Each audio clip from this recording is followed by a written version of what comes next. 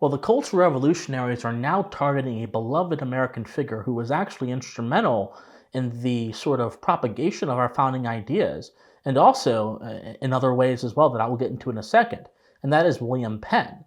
The Biden-ran National Park Service recently announced, as of the posting of this video, that they are going to be removing a statue of William Penn, the founder of the colony of Pennsylvania, and arguably the founder and popularizer of Quakerism in the Americas. They'll be removing it as part of a rehabilitation effort to rehabilitate the park, the Independence Park, where this particular thing is happening.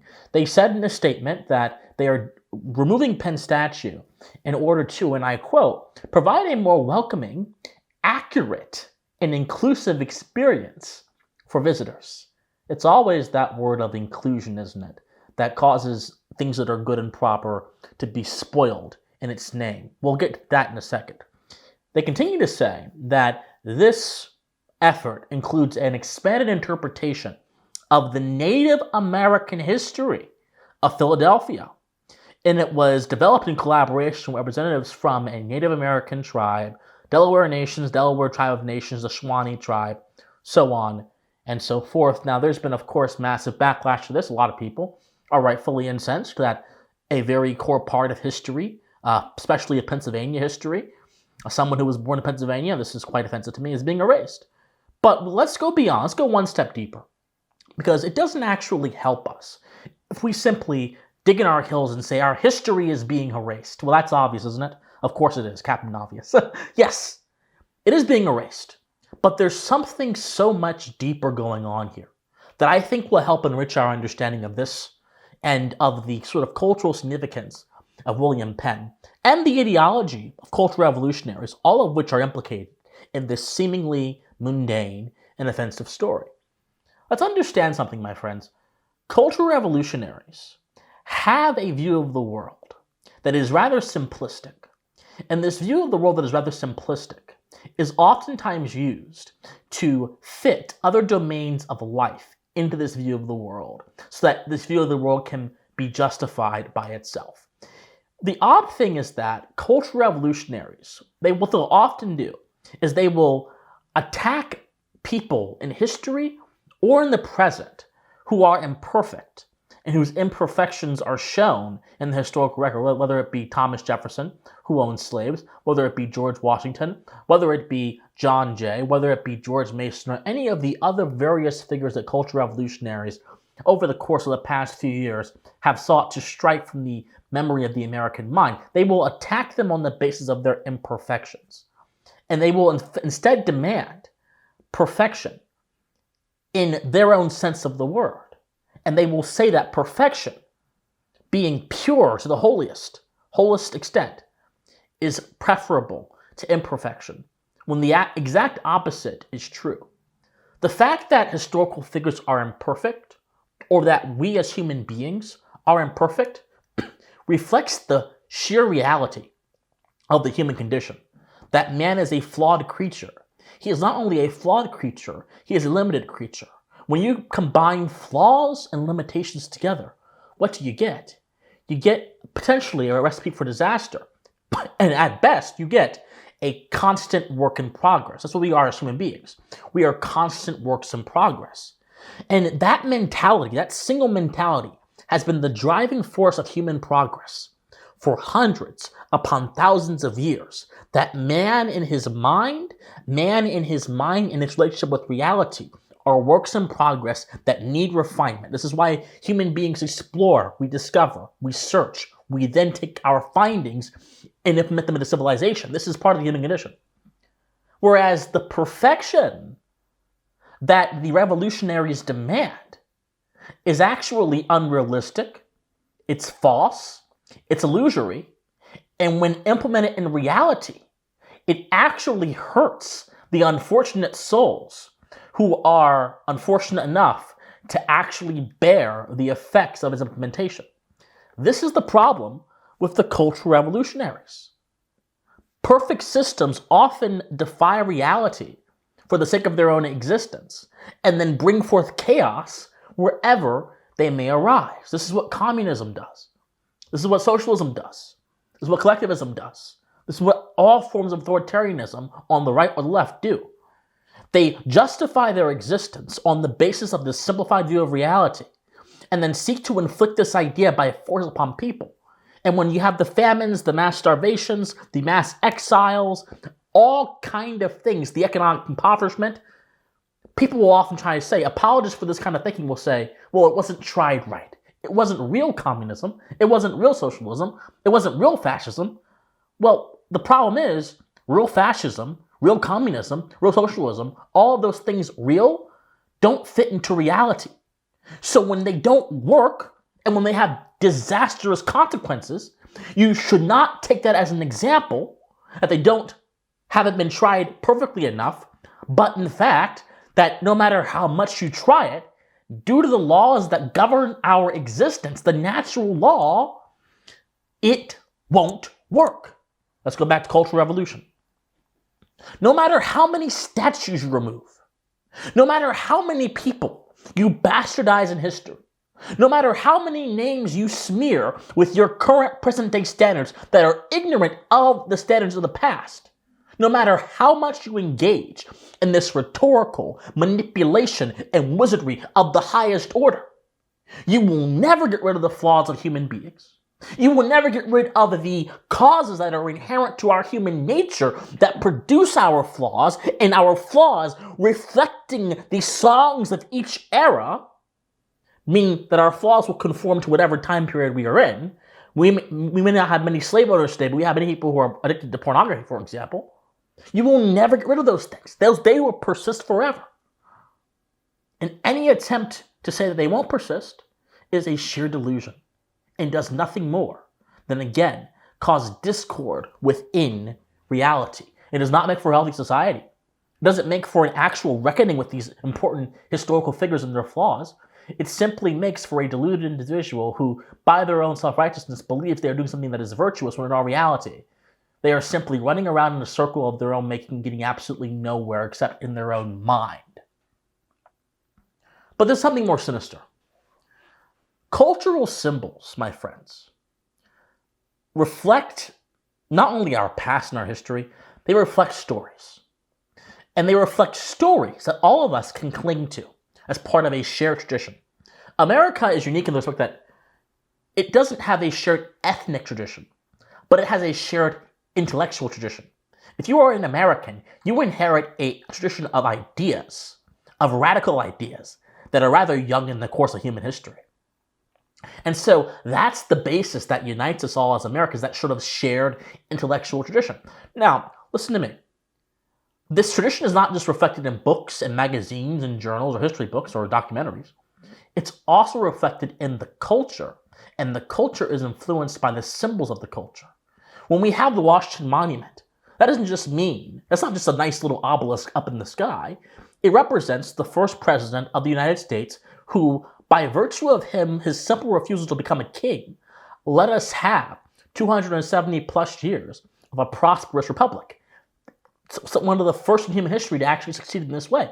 That is massive, that is instrumental, and that has so many different implications. And I can keep going on and on and on and on.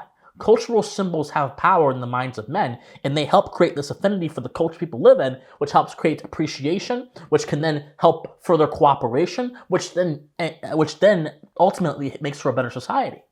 But when you remove cultural symbols and replace them with symbols that represent ideas that are actually alien to the country and the culture you're in, to rehabilitate, as the National Park Service says, you are trying to shift a culture, shift a country, and change the ideas, or at least challenge the ideas of that area through your own social engineering. This is social engineering.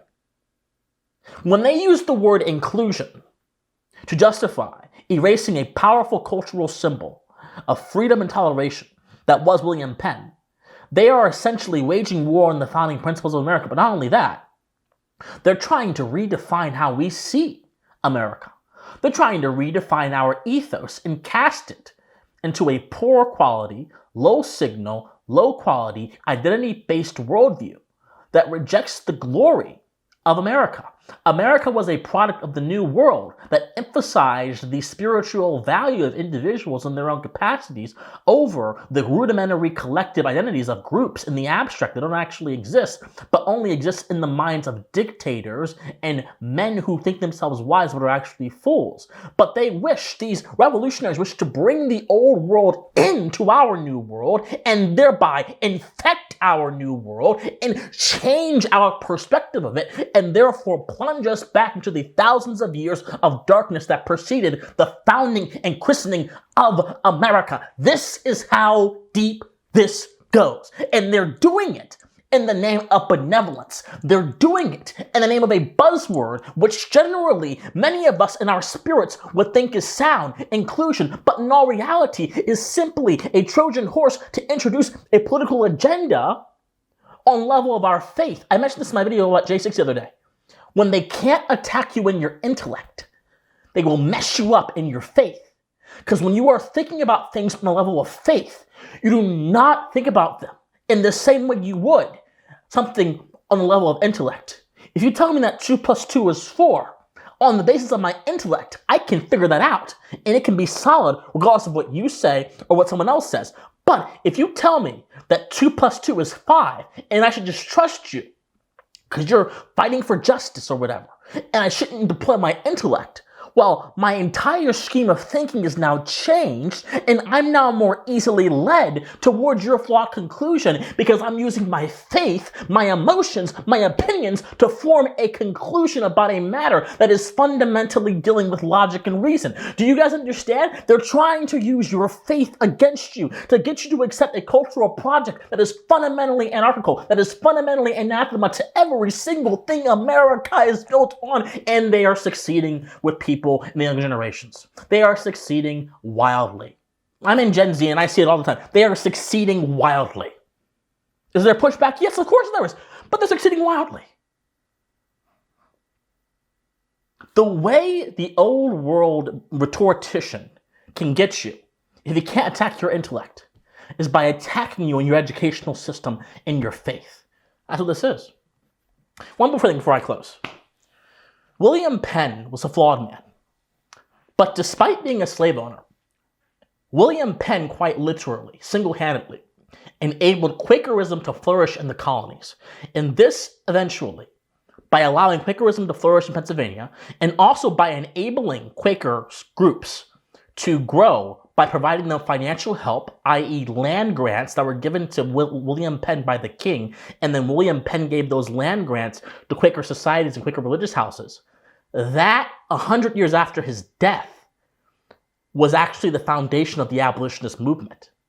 Through William Penn's intentions by giving land to Quakers in Pennsylvania, and then Quakers becoming the leading voices to abolish slavery through debate, through understanding, through community policing, by not allowing slave traders to buy things in their communities and therefore encouraging them to free slaves, so on and so forth, all of that would not have been possible without William Penn's help.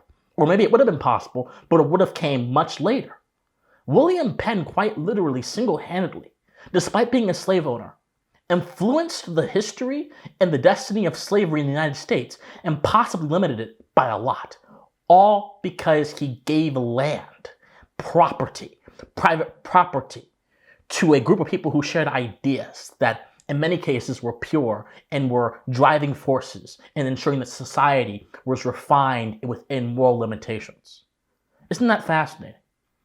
Isn't that fascinating? And yet we will always, always miss the forest for the trees if we don't actually understand where we're coming from in our history and if we don't actually deploy our intellect. Why not talk about how William Penn was a complicated man who single-handedly perhaps was one of the biggest foes to slavery in his death after he lived? Why not talk about that? How about the fact that William Penn traded with Native Americans in Pennsylvania, and compared to a lot of other settlers, he was actually quite peaceful and amiable with a lot of them? What about that? Why not talk about these things? Well, very simply, because these revolutionaries have a simplified view of the world that they are willing to impose upon you through any means necessary, even if it means rejecting every single ounce of your being that would cause you to question these kind of nonsense projects. My friends, let's preserve our history. Let's preserve our culture. Let us understand that culture is not just a matter of understanding something that happened 2,000 years ago or 100 years ago. Culture is a matter of looking out into the landscape of the society you live in and gaining inspiration, gaining enlightenment, gaining edification from the symbols that society puts up, and then understanding what those symbols mean and translating those universal symbols into concrete action in your everyday life. Should those symbols be pure, and should those symbols be born within the limitations of moral restraints, which the American symbology was, within the limitations of natural law, individualism, reason as a value, personal sovereignty, national sovereignty. These are pure ideas that there is an objective truth that can be found by people. These are the cultural values of America. Religious toleration, freedom of speech, freedom of conscience. That's what I want to see when I look into American culture. I don't want to see inclusion. I don't want to see diversity. I want to see the cold, hard truth of our founding. That's what I want to see. Anything else can come naturally. But when diversity or inclusion are inorganic, you should then therefore see inorganic means of changing society are not genuine changes in society.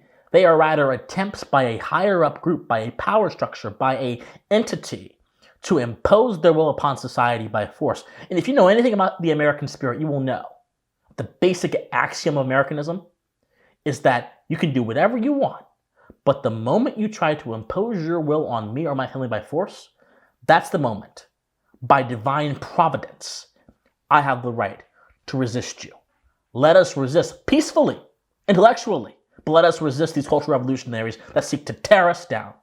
And let us instead raise the banner of Americanism so it may flutter high in the sky and declare to everyone to see that we do hold these truths as self-evident, that all men are created equal, and we will fight on the biggest, grandest hill ever. We will die on that hill if we need to ensure those truths are preserved for posterity. My friends, like this video, comment on this video, share this video, subscribe to this channel. Also, be sure to donate to me if you want to. My Patreon, my PayPal, all that is in the comment section down below. Also, be sure to join my Discord if you want to. My friends, I love you guys so much. Please study history, study philosophy, and most importantly, stay pensive, guys. I love you. Bye.